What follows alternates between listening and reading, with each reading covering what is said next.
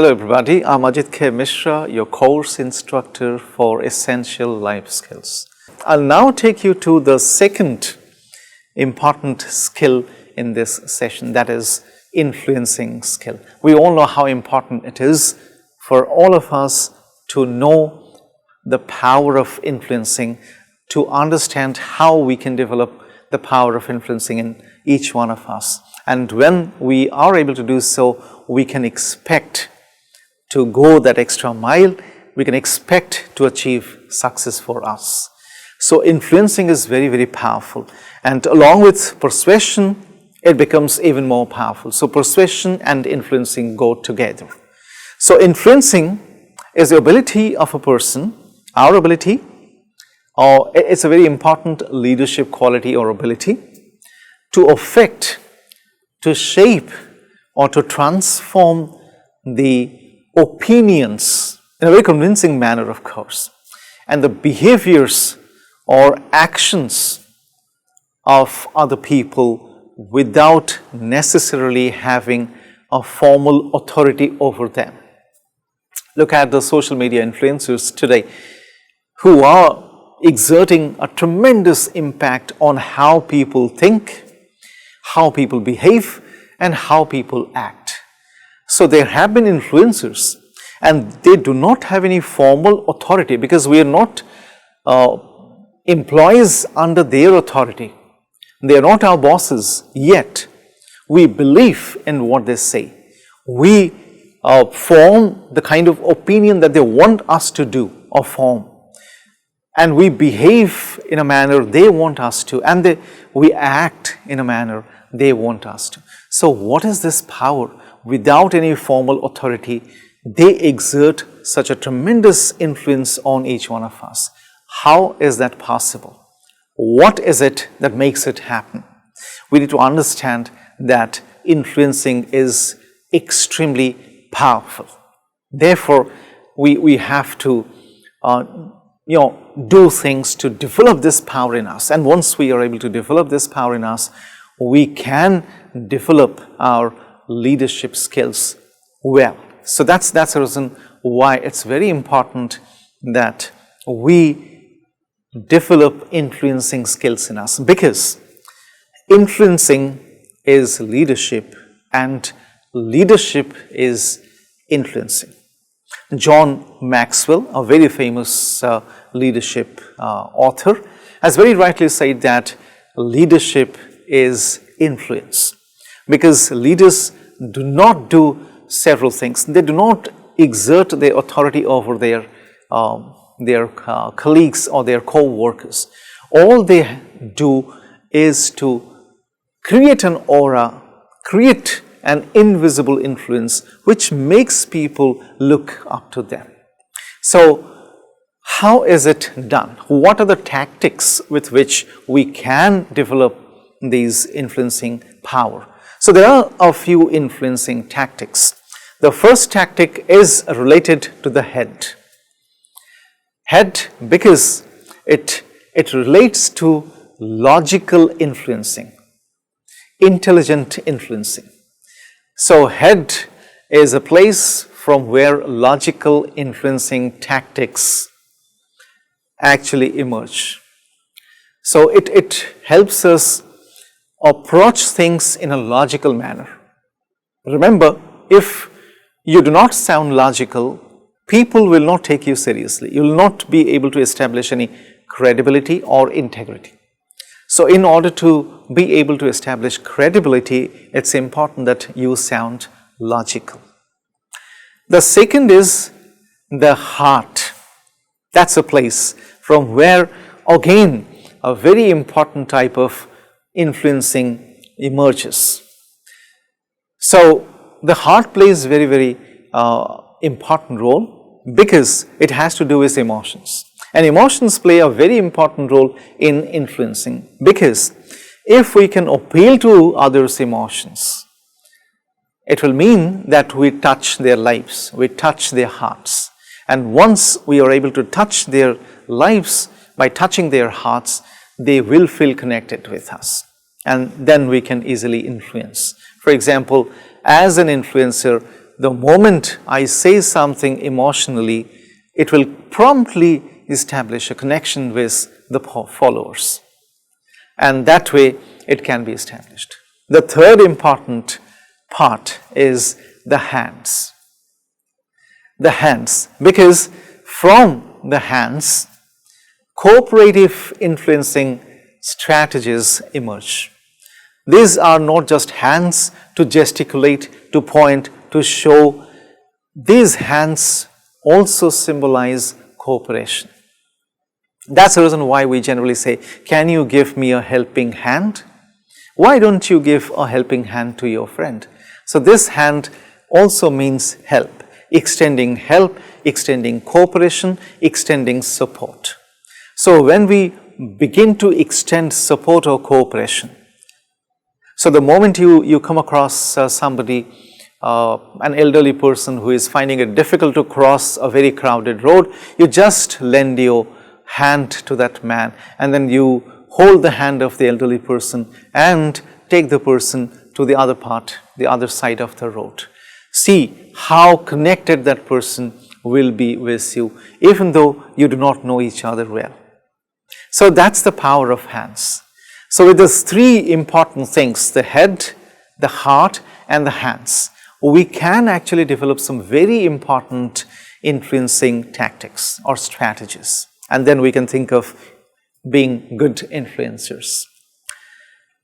Let's take a look at this table, which shows 9 important influencing tactics to us. There are certain hard tactics. Those hard tactics are generally oriented towards the self. That means they are focused on the self. Request, legitimating, coalition. And then we come to certain soft tactics. Most of these soft tactics are oriented towards others. That means they are focused on others, more focused on others. As we move from the extreme left, that is starting with request, to the extreme right, that is inspirational appeals, we gradually move from the more focused on self zone to the more focused on others zone. The objective is to move from the more focused on self zone to the more focused on the others zone. And in between we come across this hard and the soft tactics. Let's take a look at each of these tactics and how these tactics are employed when it comes to influencing.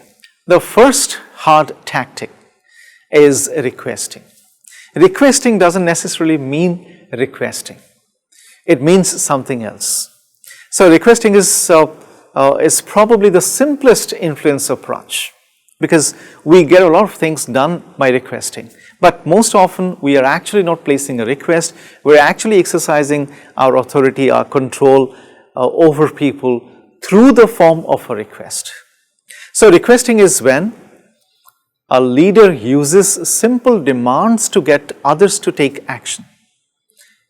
So requesting means gaining the commitment of the people we lead by making a direct statement of what we want and by asserting our position confidently and certainly. So that's the power of requesting. Let's take a look at a few examples of requesting.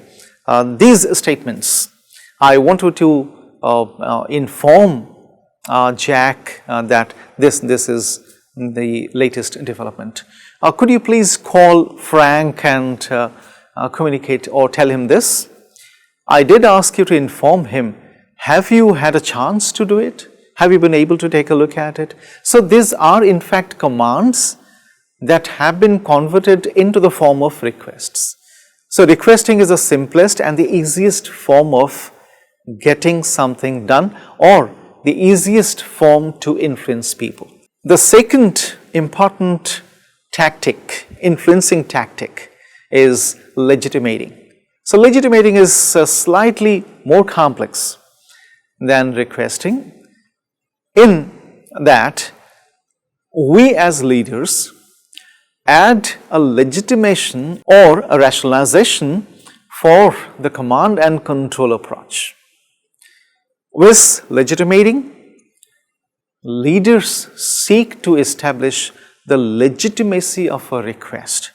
Whenever I place a request, I must make it legitimate so that it influences more. So let's take a look at the examples of legitimating. According to policy, all air travel must be done by this. The CEO has asked me to look into the matter. So I'm trying to rationalize, I'm trying to legitimatize. As you know, it is a standard practice that we do not meet on weekends. We do not take calls on weekends. So I'm trying to legitimatize certain practices, certain convince.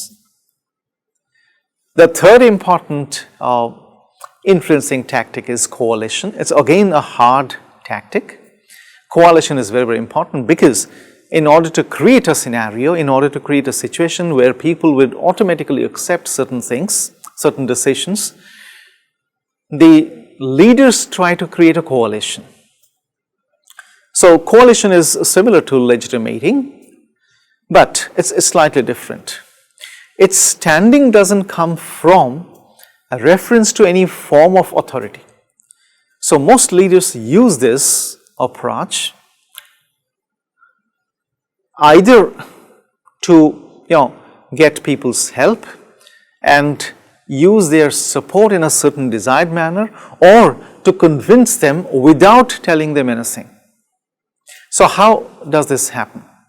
For example, I get a few people on my side, and then I can easily form a coalition and communicate this us versus they scenario to others. For example, those people who are with me, together they make us, and those who are not on my side become the other people. That's they. So us versus they. So most people would not like to be implicated in such a scenario, and that's the reason why they gradually move to the us side, making it easier for leaders to exert influence.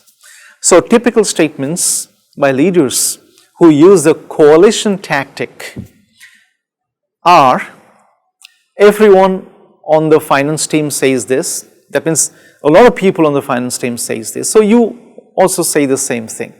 As a team, we have decided, but not all team members have come together to decide.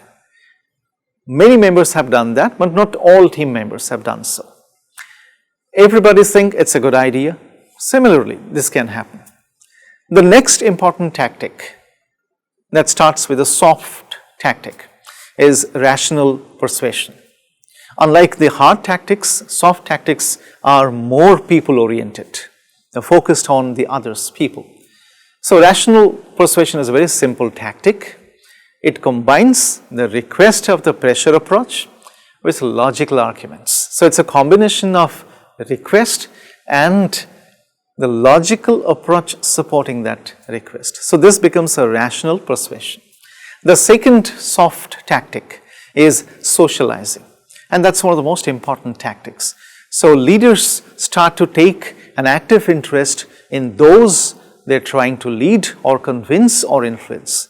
So socializing uses praise and even flattery at times before or during an attempt to get others to carry out a request or support a proposal.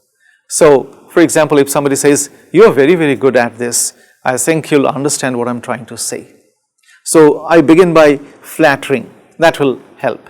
The third is personal appeal. Leaders, as we know, they have a wonderful personal appeal. And there are people who do things for leaders because leaders have a very important personal appeal. And that's the reason why people want to do things for them. The fourth important tactic is exchanging. So exchanging is more focused on others because it assumes that leaders understand what is valuable and important to the people being influenced.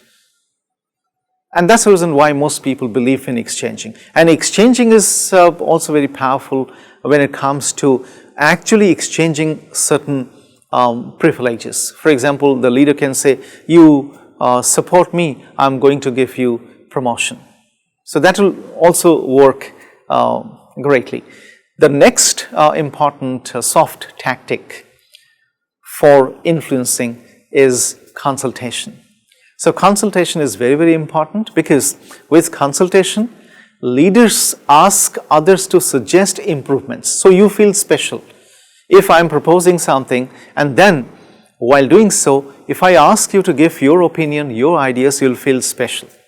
So you'll come forward to support the idea, since you're also taking part in it. So consultation is a very important tactic. The next important tactic, and the most important of all these tactics, because this tactic is completely focused on others, people, is the inspirational appeal. Because it forms the core ingredient of inspirational leadership.